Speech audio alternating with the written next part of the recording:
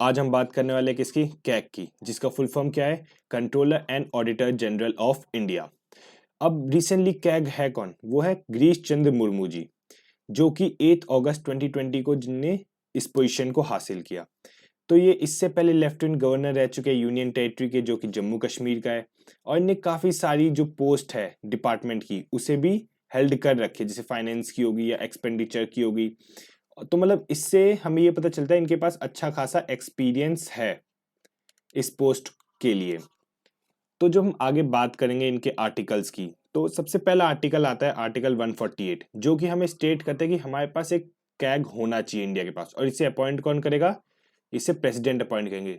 तो क्या होता है, जो कैबिनेट मिनिस्टर्स होते हैं वो क्या करते हैं, अपनी एक नेम को फाइनलाइज करके प्रेसिडेंट के पास देते हैं, और प्रेसिडेंट इसे अपना साइन करके फाइनलाइज कर देता है कि हाँ ये बंदा अब कैग, या ये जो कैंडिडेट है जो तुमने नेम प्रोवाइड किया, ये अब कैग बन सकता है।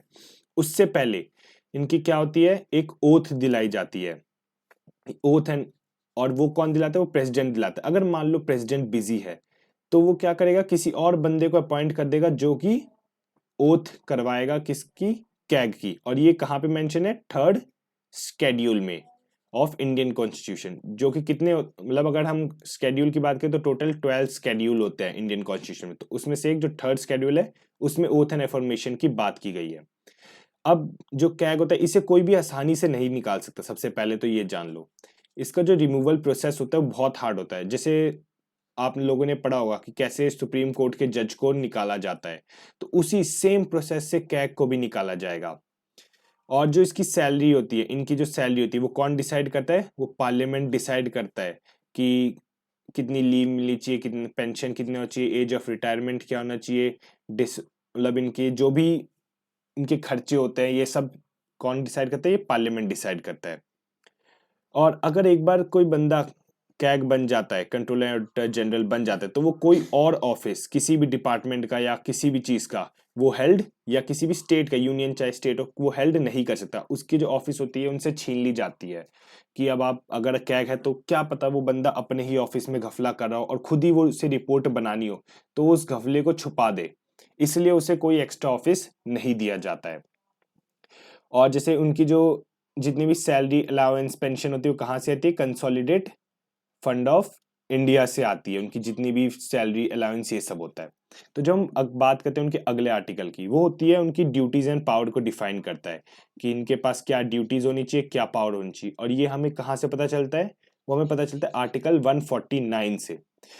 तो ये स्टेट करता है कि जैसे कि एक पहली बात तो कि अगर यूनियन के जो भी फंड्स हैं और स्टेट के जो भी फंड्स हैं वो कौन चेक करता है? वो कैग चेक करता है कि यूनियन अपने उन फंड्स का सही से इस्तेमाल कर रही है या इस्तेमाल नहीं कर रही है। स्टेट अपने जो भी फंड्स हैं उनका इस्तेमाल कर रही है या नहीं कर रही है। जितने भी उनके गवर्नमेंट फंडिंग है, अकाउंट्स है, एक्सपेंडिचर्स है, उन सब की चेकिंग कौन करता है? कैग करता है। उसके बाद कि मान लो अगर कहीं पे 1,000 रुपए दिए गए हैं कि गवर्नमेंट ने अलॉट किया कि हाँ ये 1,000 रुपए है, हमें यहाँ यहाँ पे खर्च करना है। उसके बाद बट वो पैसा क्या हो रहा है, बीच में कहीं पे मान लो कोई करप्शन हो गया, कुछ हो गया, 100 ही रुपए जा रहे हैं उस बंदे के पास। ये हमने 1,000 रुपए अलॉट किए बट 100 ही रुपए आ पा रहे हैं। तो ये चेक कौन करेगा कि बीच में कहाँ करप्शन हुआ या हुआ है कि नहीं हुआ? ये सारी कैग की रिस्पॉन्सिबिलिटी है। अभी पैसे किसके हैं? ये पैसे तो गवर्नमेंट के तो होंगे नहीं, ये क्या कहते हैं, पब्लिक के हैं। जिसे हम कहते हैं कैग को हम क्या कहते हैं, अम, उसे क्या कहते हैं, गार्डियन ऑफ पब्लिक पर्स। हाँ, मैं भूल गया था, GUAR, guardian of public purse. क्यों पब्लिक पर्स? क्यों? क्योंकि हमारा ही पैसा तो है जो हमारे लिए यूज हो रहा है, हम टैक्स दे रहे हैं, ये सब कर रहे हैं, तभी तो जाके सारी की सारी डेवलपमेंट ये सब हो रही। तो इसीलिए इसे गार्डियन ऑफ पब्लिक पर्स भी कहा जाता है। जब हम बात करते हैं आर्टिकल 151 की, इस आर्टिकल 151 में क्या होता है, जो भी रिपोर्ट कैग प्रोड्यूस करेगा, मान लो अगर यूनियन की कोई बजट है, यूनियन का फंड्स है, तो अगर उस फंड्स में कोई भी अगर पॉजिटिव है या कुछ भी नेगेटिव शो हो रहा है, तो उसे वो जो होगा प्रेसिडेंट को देगा। मतलब कि कैग जो होगा प्रेसिडेंट को अपनी रिपोर्ट उन्हें हैंड ओवर करेगा, और प्रेसिडेंट क्या होगा, उन्हें ईच हाउस के सामने प्रेजेंट करेगा कि ये कैग ने रिपोर्ट प्रेजेंट की है और ये है, इसमें ये चीज हमें पता चली है। बट अगर वो जो रिपोर्ट है जो कैग ने लाई वो स्टेट फंड से रिलेटेड होगी तो वो प्रेसिडेंट के पास नहीं जाएगी, वो किसके पास जाएगी, वो गवर्नर के पास जाएगी। इन केस गवर्नर नहीं है तो प्रेसिडेंट के पास जा सकते हैं, but most of the cases governor रहते हैं तो गवर्नर के पास जाती है और गवर्नर क्या करेगा, उसे लेजिस्लेचर के सामने प्रेजेंट करेगा कि हमारे स्टेट में ये पैसे थे, ऐसे ऐसे यूटिलाइज हुए, कैग ने हमें ये रिपोर्ट दी है। फिर उसके ऊपर डिस्कशन होता है या जो भी चीज प्रेसिडेंट आगे या गवर्नर आगे फॉरवर्ड करना चाहे। तो बेसिकली ये है कि अगर यूनियन का कोई फंड है तो पीएम या कैबिनेट मिनिस्टर्स के पास रिपोर्ट नहीं जाती है, सीधा प्रेसिडेंट के पास जाते हैं। और स्टेट का अगर कोई फंड हो तो सीएम या फिर जो भी लेजिस्लेटिव असेंबली या उसके बंदे होंगे उनके पास ये रिपोर्ट नहीं जाती है, पहले गवर्नर के पास जाती है। जब हम बात करते हैं थर्ड स्केड्यूल की, जैसे कि मैंने बताया था पहले कि हमारे पास टोटल 12 स्केड्यूल होते हैं, तो उसमें से एक थर्ड स्केड्यूल है जो कि किसके बारे में बात करता है, ओथ एंड अफर्मेशन के बारे में बात करता है हमारे, कि क्या कि किसको कैसी ओथ होनी, मतलब ओथ जब भी आप देखोगे पीएम कोई बनता है, कोई मिनिस्टर बनता है तो एक ओथ लेता है। तो ये सारी चीजें होती है। टोटल हमारे पास कितने स्केड्यूल होते हैं, 12 स्केड्यूल होते हैं। तो यहाँ पे मैं एक मतलब मैंने यूट्यूब से ट्रिक देखी थी, मेरी नहीं है, तो वो ये थी, टीयर्स ऑफ ओल्ड पीएम। कितने हैं, 1 2 3 4 5 6 7 8 9 10 11 12, हाँ ठीक है 12 है। अब टी से क्या होता है, टी से टेरिटरी, जो हमारे फर्स्ट शेड्यूल के अंदर टेरिटरी के बारे में डिफाइन किया कि नेम और स्टेट क्या होना चाहिए। और ई से आ जाता है एमोल्यूमेंट, एमोल्यूमेंट इसमें क्या है, सैलरी अलाउंस इन सब के बारे में बताया जाता है। ए से क्या है, affirmation and oath, affirmation and oath. R के बारे, आर से क्या है, राज्यसभा के बारे में, राज्य सभा। एस से स्केड्यूल एरिया, स्केड्यूल एरिया, ठीक है। और उसके बाद ये सिक्स जो होता है, जो हम अभी आगे भी पढ़ेंगे कि सिक्स में क्या है और कैग का यहाँ क्या रोल है, तो ये आ जाता है other schedule area, other schedule area, जो कि इसमें क्या होता है, वो ऑटोनॉमस डिस्ट्रिक्ट काउंसिल होते हैं, उनके कुछ फंड्स होते हैं, उसे भी कैग मॉनिटर करता है। और इन, चलो आगे बताता हूँ सिक्स के बारे में। और एफ से क्या होता है, फेडरल स्ट्रक्चर, फेडरल स्ट्रक्चर की जो, जैसे फेडरल स्ट्रक्चर में क्या आ गया कि 3 लिस्ट होती हैं। 3 लिस्ट कौन कौन सी होती है, एक यूनियन लिस्ट होती है, एक स्टेट लिस्ट होती है और एक कॉन्करेंट लिस्ट होती है।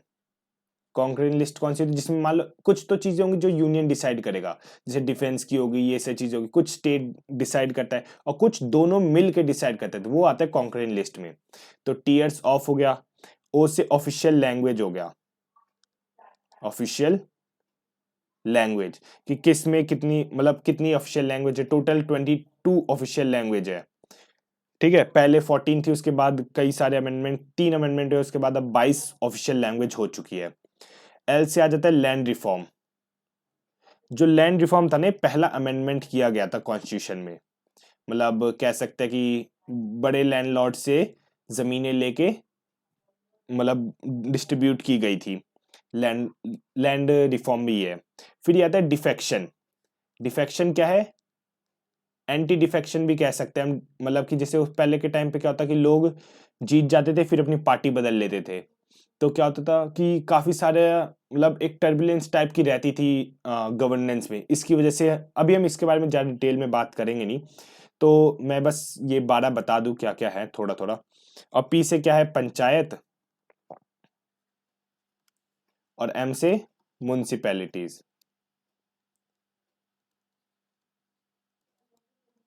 म्युनिसिपैलिटीज, ठीक है। ये थर्ड स्केड्यूल में मतलब बेसिकली ये था कि उनकी ओथ के बारे में बताया कि मैं ये ओथ लेता हूं ऐसे ऐसे ऐसे ऐसे ऐसे करके, ये सारा इस स्केड्यूल में बताया गया था, थर्ड स्केड्यूल में। फिर जब हम बात करते हैं सिक्स स्केड्यूल की, जैसे मैंने अभी आपको पीछे बताया था कि सिक्स स्केड्यूल में क्या था, अदर स्केड्यूल एरिया के बारे में, ठीक है। तो सिक्स स्केड्यूल में ये बताया था, जैसे आर्टिकल 244(2) और 275(1) के तहत जैसे असम हो गए, मेघालय, त्रिपुरा, मिजोरम, मोस्टली क्या है ये नॉर्थ ईस्टर्न स्टेट्स है। तो यहाँ पे क्या होता है, एक अलग से डिस्ट्रिक्ट फंड होता है, ऑटोनॉमस डिस्ट्रिक्ट फंड जो होता है, या काउंसिल बैठते हैं और उन्हें अलग से फंड दिया जाता है कि इन एरियाज के डेवलपमेंट के लिए। तो जब भी इन एरियाज का मतलब टोटल अब तक 10 ऑटोनॉमस ऑटोनॉमस डिस्ट्रिक्ट काउंसिल है, तो इनकी जो भी फंडिंग दी जाती है वो सारा की सारा कौन चेक करता है, वो सारे के सारा कैग चेक करता है कि हाँ इनने जो फंड हमने दिया है इस एरिया को डेवलप करने के लिए, ये सही तरीके से यूटिलाइज कर रहे हैं या नहीं कर रहे हैं। मतलब बेसिकली उनका काम है कि भाई पैसा तुम्हारे पास आया है, हम चेक करेंगे कि कितना सही से तुमने इस्तेमाल किया है नहीं किया है, मतलब एक टाइप से बैंक स्टेटमेंट का काम करते हैं। तो यहाँ तक हम कैग के बारे में हमने जान रखा जो भी मेन इंफॉर्मेशन थी। और कैग क्यों न्यूज़ में, इसके लिए मैं शॉर्ट्स की डिस्क्रिप्शन मतलब शॉर्ट्स का जो लिंक है वो आपके डिस्क्रिप्शन में डाल रखा है। सो ऐसी मोर इन्फॉर्मेटिव वीडियो के लिए आप मेरे चैनल को सब्सक्राइब कर सकते हैं। So for then stay happy and stay tune.